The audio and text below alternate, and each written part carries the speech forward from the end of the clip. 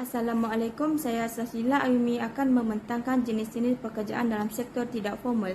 Antara ciri-ciri jenis pekerjaan tidak formal yang pertama adalah tiada perlindungan sosial. Menurut ILA 2003 mendapati bahawa pekerja gagal mendapat perlindungan sosial yang seharusnya dimiliki dalam hubungan pekerjaan disebabkan oleh undang-undang dan skop kerja yang sempit. Kedua adalah mengelak daripada pendaftaran. Sebahagian daripada pekerja dalam sektor tidak formal memilih secara sukarela bekerja dalam sektor ini kerana mereka mengelak untuk mendaftar dan membayar cukai. Ketiga adalah masa bekerja tidak tetap. Mereka yang bekerja dalam sektor informal ini mempunyai kebebasan sendiri untuk menjalankan perniagaan mereka sendiri. Bahkan, mereka mempunyai fleksibiliti dalam menentukan jam atau hari operasi serta mereka boleh memaungkan dan menggunakan kreativiti mereka sendiri untuk menjalankan perniagaan mereka. Assalamualaikum dan salam sejahtera. Saya Nurshima binti Faisal merupakan ahli kumpulan seterusnya yang akan membentangkan subtajuk contoh-contoh jenis pekerjaan informal. Salah satu contoh jenis pekerjaan informal adalah pertanian, perikanan dan juga penternakan yang merangkumi buruh tani, nelayan dan penternak. Contoh pekerjaan lain yang termasuk dalam sektor informal adalah perdagangan. Dalam aspek perdagangan pula terbahagi kepada beberapa kategori seperti penjajah, peniaga pasar malam, peniaga kedai makan dan peniaga kedai runcit yang termasuk dalam kategori perusahaan kecil dan sederhana. Contoh lain jenis pekerjaan sektor informal adalah buruh bangunan, pemandu e-hailing dan sebagainya. Mereka menjalankan perniagaan dengan modal yang kecil dan kebiasaannya diusahakan secara persendirian. Assalamualaikum dan selamat sejahtera. Saya Muhammad Khairi Aidi bin Abdul Qadir. Seterusnya akan membentangkan berkaitan dengan status pekerjaan. Yang pertama, status kerja mereka boleh menjadi tidak menentu dan tidak stabil yang mana disebabkan oleh ketidaktentuan dalam pengurusan pekerjaan mereka. Dan yang kedua, mereka mungkin tidak mempunyai perlindungan dan hak yang sama seperti pekerja sektor formal seperti perlindungan daripada KWSP ataupun Perkeso.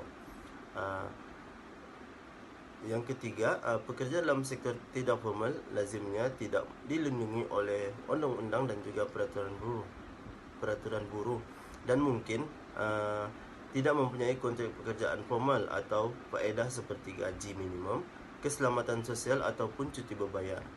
Yang keempat, kemungkinan mereka bekerja sebagai individu yang bekerja sendiri atau dalam perniagaan kecil yang tidak berdaftar. Tambahan pula, memandangkan pekerja sektor tidak formal selalunya bekerja sendiri, pendapatan mereka boleh dipengaruhi oleh kegawatan ekonomi semasa dan juga faktor lain di luar kawalan mereka. Faktor lain disebabkan oleh bencana alam ataupun kenaikan harga barang dan sebagainya. Terma dan syarat pekerjaan yang pertama adalah sektor tidak formal biasanya tidak terikat dengan peraturan dan penyeliaan kerajaan atas beberapa sebab iaitu kegiatan ekonomi yang dijalankan di sektor tidak formal selalunya tidak didaftarkan secara rasmi atau tidak memenuhi syarat untuk diiktiraf oleh kerajaan. Pekerja di sektor tidak formal selalunya tidak diiktiraf sebagai pekerja formal oleh kerajaan. Jadi mereka tidak termasuk dalam program perlindungan sosial atau peraturan pekerjaan yang terpakai kepada sektor formal. Hal ini kerana banyak aktiviti ekonomi di sektor tidak formal dijalankan secara tidak formal dan tidak mengikut piawaian yang ditetapkan oleh kerajaan sehingga sukar untuk diatur dan dikawal oleh kerajaan. Kedua adalah sektor tidak formal ini biasanya tidak mempunyai perjanjian dan kontrak pekerjaan yang rasmi. Sektor tidak formal ini sering kekurangan perlindungan sosial seperti cuti atau insurans kesihatan yang biasanya diberikan kepada pekerja di sektor formal. Ini kerana pekerja di sektor tidak formal selalunya tidak mempunyai status pekerja yang sah, maka mereka tidak layak menerima faedah sosial yang sama seperti pekerja di sektor formal. Selain itu, syarikat atau majikan di sektor tidak formal juga tidak selalunya mempunyai dana yang mencukupi untuk menyediakan faedah sosial ini.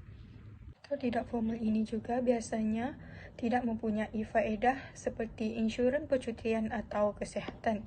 Sektor tidak formal selalunya tidak mempunyai gaji minimum atau perlindungan pekerjaan yang sama seperti sektor formal kerana pekerja di sektor tidak formal selalunya tidak mempunyai status pekerjaan yang sah.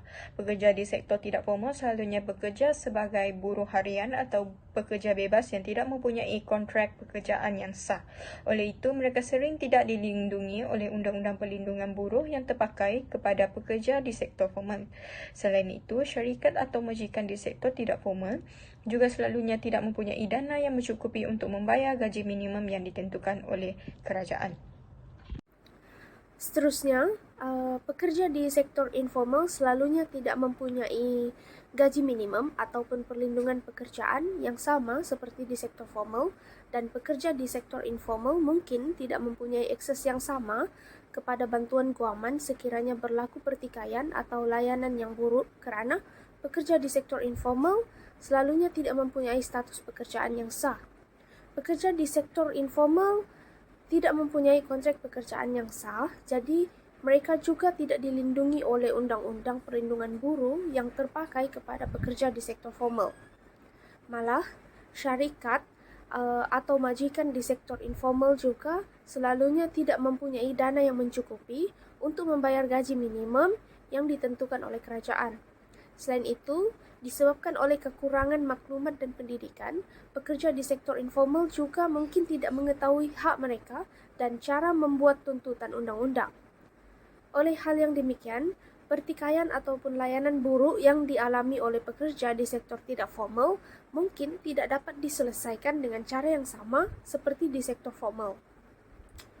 Perlu diingatkan bahawa sektor informal memainkan peranan penting dalam ekonomi banyak negara dan ramai orang bekerja di sektor informal mengikut pilihan, tetapi adalah penting untuk mengetahui risiko dan ketidakamanan yang mungkin berlaku dalam pekerjaan tidak formal.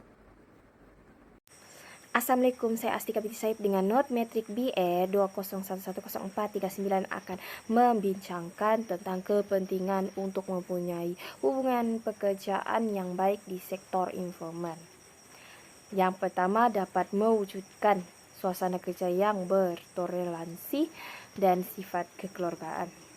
Dalam konteks ini, kepentingan untuk mempunyai hubungan baik di sektor informal yang bersifat kekeluargaan melihatkan bagaimana corak hubungan pekerjaan dalam sektor informal ini. Disebabkan hubungan majikan dan pekerja adalah bersifat kekeluargaan, jadi majikan tidak terlalu bergantung sepenuhnya dengan pekerja mereka. Majikan mengambil alih keluarga sendiri sebagai pekerjaannya untuk membantu mereka dalam perniagaan. Selain itu, majikan juga senang bekerja sama dengan pekerja mereka yang merupakan ahli keluarga sendiri, dan hal ini menyebabkan majikan kurang membuat pengawasan ke atas pekerja mereka atas unsur kepercayaan kepada keluarga sendiri. Namun begitu, dalam konteks kajian ini, keputusan adalah ditentukan oleh majikan sendiri, tetapi dalam masa yang sama masih menerima pendapat pekerja yang merupakan ahli keluarga mereka. Kepentingan yang seterusnya ialah untuk mewujudkan hubungan pekerjaan dengan pekerja dengan merujuk kepada ikatan tugas dan tanggungjawab bersama antara majikan dan pekerja. Menurut Stokes dan Wilson 2006 menjelaskan bahawa jenis gaya pengurusan di mana pemilik atau pengurus kurang bergantung kepada pekerja tertentu. Perbezaan antara pemilik dan pekerja boleh dan jelas dapat dilihat. Bagaimanapun, majikan mengakui bahawa perniagaan memerlukan komitmen daripada pekerjanya dan oleh itu cenderung untuk mewujudkan satu ikatan antara pihak pengurusan dan pekerja sebagai satu cara untuk memberi motivasi dan menggalakkan dalam kerja mereka.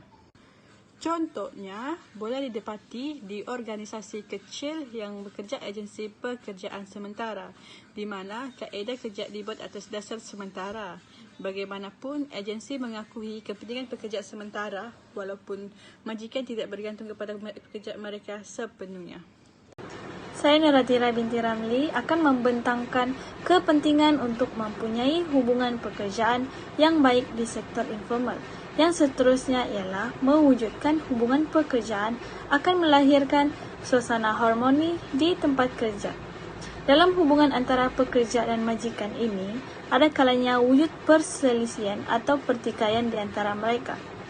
Pengurusan pertikaian antara majikan dan pekerja yang berkesan adalah sangat penting bagi memastikan kerja-kerja dapat diuruskan dan dilaksanakan dalam mencapai objektif sesebuah organisasi. Hubungan baik di antara majikan dan pekerja akan melahirkan suasana harmoni di tempat kerja. Keharmonian ini adalah sangat penting untuk dipelihara kerana ianya akan menentukan hala tuju dan kejayaan sesebuah organisasi.